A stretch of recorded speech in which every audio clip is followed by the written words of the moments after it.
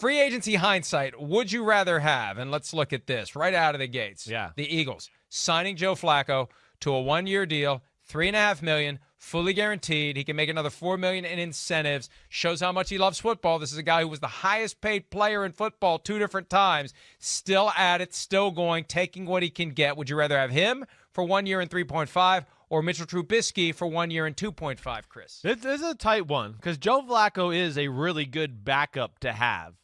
He is. He's a guy that I think can come off the bench and not flinch, and because he played and done all those things. But I'm going to go with Mitchell Trubisky still. I am. Just because I think of the athleticism that he can bring to the table and do that. It's a guy that, has played a lot of football over the last few years. Flacco's had injuries. He's got the neck issue. And I know he got to play last year, but there hasn't been a lot of play. So I'm going to give a slight edge to Mitchell Trubisky, more just because of the athleticism and where the age and where he's at in his career compared to Joe Flacco. But it's close. Flacco's a good backup. And it underscores the fact that the Eagles regard the backup quarterback position as critical to the roster. They have to be ready to put a guy in at a moment's notice, and they saw what happened in 2017. They won the Super Bowl with a good backup. Different style than Jalen Hurts, and I don't know how willing or eager Flacco will be to mentor Hurts. I remember when Flacco was in Denver and they drafted Drew Lock, he said, my job is not to mentor Drew Lock. Now, Flacco was the example of the guy who arrives as the starter via trade with the Ravens, and then they draft Drew Lock, and it's like, what the heck? I thought I was the guy. He goes into this knowing he's not the guy. He goes into this knowing that Jalen Hurts is the guy. I tell you what, for what they need by way of helping someone with Jalen Hurts, if Flacco's all in with that, then I think I'd rather have Flacco at this point. It's a tough one, and both have had a history of they can come off the bench and be good. I mean, we saw Mitchell Trubisky this year, do that. We also saw Nick Foles do that behind him. But yeah, I'm with you. With Flacco, there is some other angles that he brings, especially in a Jalen Hurts situation, that are special, where Trubisky is not going to bring a whole lot to, Josh Allen and his development. It's just going to be about what he does on the field if he gets a chance. All right, would you rather sign Dak Prescott to his record contract, 4 years, $160 million, which is a practical matter. It's 3 years, $126, and then you better get him signed to another record contract or he's walking away in free agency, or just let him walk away now with the market down, with the cap down, and him coming off of a broken ankle that every other team out there would have been concerned about? What would you rather have done in hindsight if you're the Cowboys? Listen, it's really interesting. It is. I mean, I do sit here and wonder and go, well, what would have Dak Prescott got on the open market? Especially when by the time he signed his contract and did those type of things, there's not a lot of positions to be had out there as far as starting quarterback. But I still think it's too risky. I still think there's teams out there. And listen, there's just only so many times when you get the guy for your football team. And wait, this guy is the guy that we can win with, and win consistently over the next 8 to 10 years. That's rare. So, yes, I do think they overpaid him a little bit. There's no doubt. But I still think I would rather have him in his record contract than have rolled the dice and let him test the market, and we'll see what happens. That would have been the ultimate boss move by Jerry Jones. All the credit he got, false credit for having unique information about the fact that new TV deals were coming. He's the only one who knew. What a load of crap that was. Everybody knew that the new TV deals were coming. If you want a crystal ball, your crystal ball is the market is completely going to collapse. Guys are going to be rushing to do 1-year deals or sign their franchise tags. Right. Maybe we shouldn't have tagged him. Maybe we should have let him go.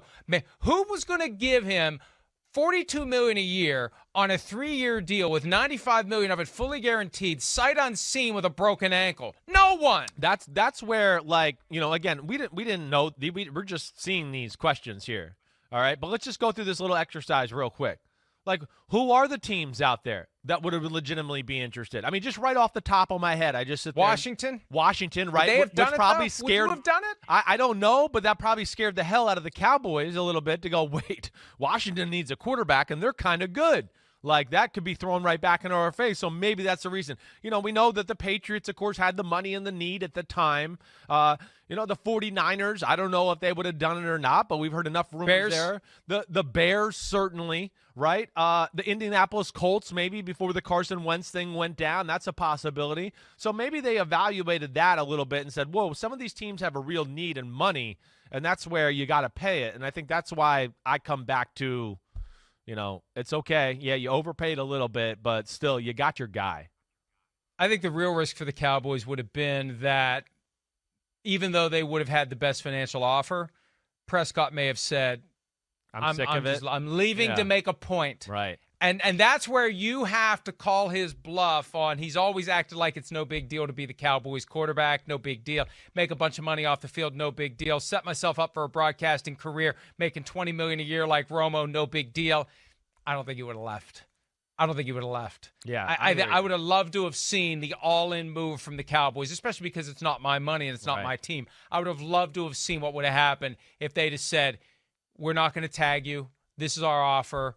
And you can either take it or leave it. Right. But we didn't know what you're going to do. And it ain't going to be $42 million a year over 3 years with most of it essentially guaranteed. All right, Ryan Fitzpatrick to a one-year $10 million deal or Andy Dalton to a one-year $10 million deal. Which would you rather have had? I would rather have Ryan Fitzpatrick. I would. You know, and again, I know Andy Dalton went to the playoffs, and he's good and can do a lot of things. But that was a team that drafted him and kind of formulated a way around him for their team to succeed. You know, in this particular situation, I think, like, you know, hey, guys that are coming in to be a one-year stopgap type of guy, Fitzpatrick brings more to the table, in my opinion. First off, I think he's just a better player at this point. He's more of an aggressive thrower, decision maker. And here's the other thing where I would favor Ryan Fitzpatrick. He does bring an edge to your football team. You know, there's an edginess to him. There is something about his passion, the way he plays, the way he leads. You see it on the football field. You know, that to me would be one of my issues with Andy Dalton. I've never seen a, let's go, guys, what the hell are we doing? I'm pissed off. You know, I'm happy. I mean, I never see that. So I think Fitzpatrick brings more to your team from that aspect, too, let alone I think he's a little bit better of a player right now.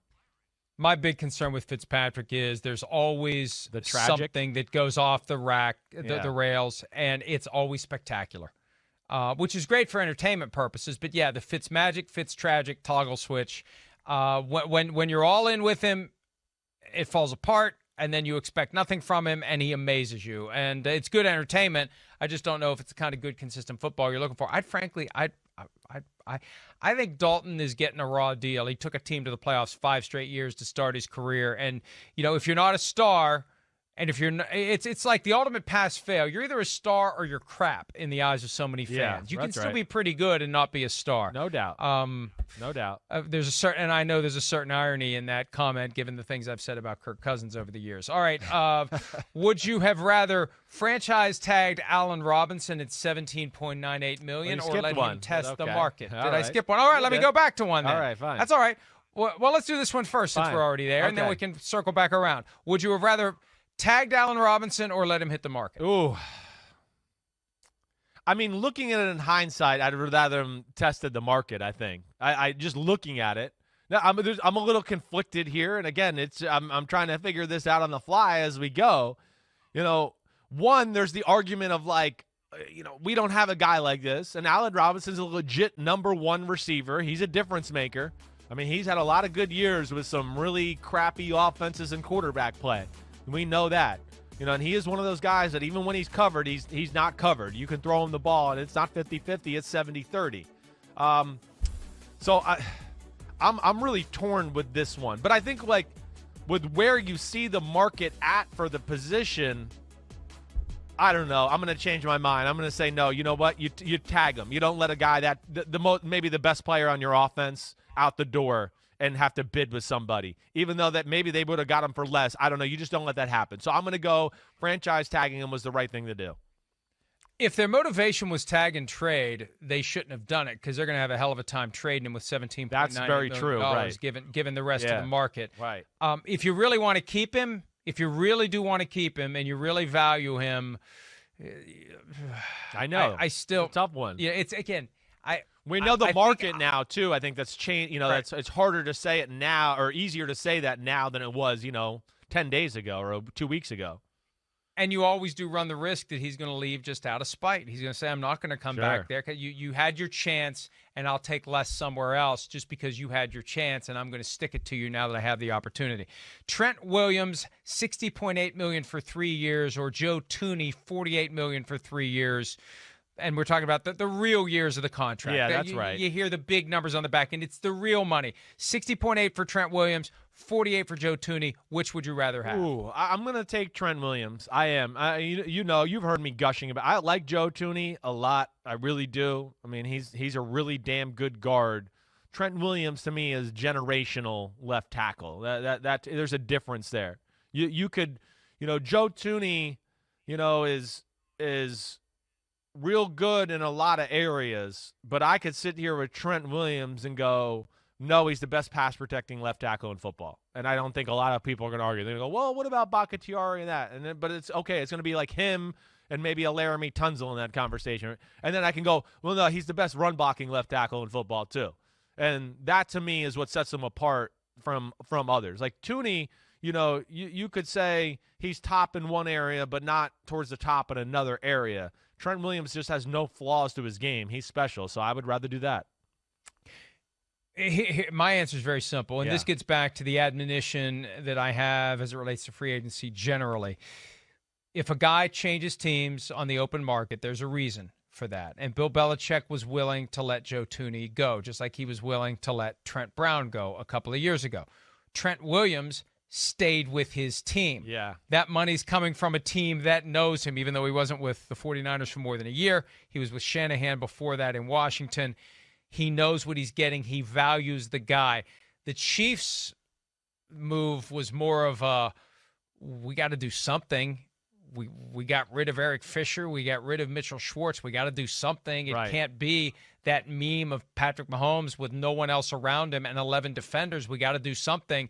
So I'd rather have Trent Williams just because I'm going to defer to the institutional knowledge that led to Williams staying put and Thuney leaving. Yeah, I think you're right there. That's the way I would look at it.